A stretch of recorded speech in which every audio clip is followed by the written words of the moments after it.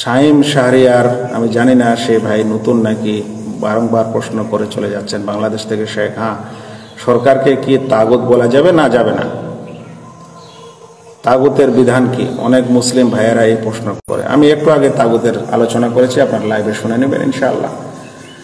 সরকার যে কোনো বিধান, সরকারি বিধানগুলো সাধারণত তিন ভাগে বিভক্ত।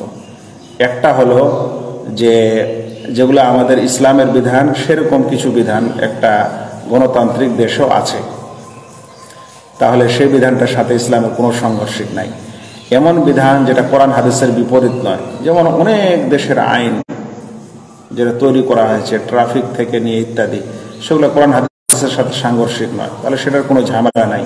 ঝামেলা হলো ওই আইনে যে আইনটা কোরআন হাদিসের বিপরীত আছে। যেমন কোরআন হাদিসে একটা শাস্তি আছে, গণতান্ত্রিক আইনে আরেকটা শাস্তি আছে। এই শাস্তিগুলাকে যদি কেউ কোরআন ও হাদিসের শাস্তিগুলোকে বলে যে এগুলো মানা যাবে না, এগুলো ব্যাকডেটেড, এগুলো চলবে না, এখনকার এই আইনের শাস্তিটা বেশি ভালো, তাহলে এগুলা কুফরি হবে না, এবং এটা কখন তাগুতে পড়বে এটা হলো আমাদের ব্যাখ্যা আছে। যে শাসক এ সম্পর্কে জ্ঞান রাখে না তার বিধান আলাদা, যে জ্ঞান রাখে কিন্তু অপারক, সে দেশীয় পরিকাঠামোর কারণে সে ইসলামের আইন বাস্তবায়ন করতে পারে না, তাহলে তাকে তাগুত বলা যাবে না। কিন্তু যে জেনে বুঝে এবং ক্ষমতা থাকার পরেও এগুলোর বিপরীত করে, তখন তার সমস্যা। এই জন্য এগুলো সব ব্যাখ্যা আছে, ছোট করে বলে দিলাম।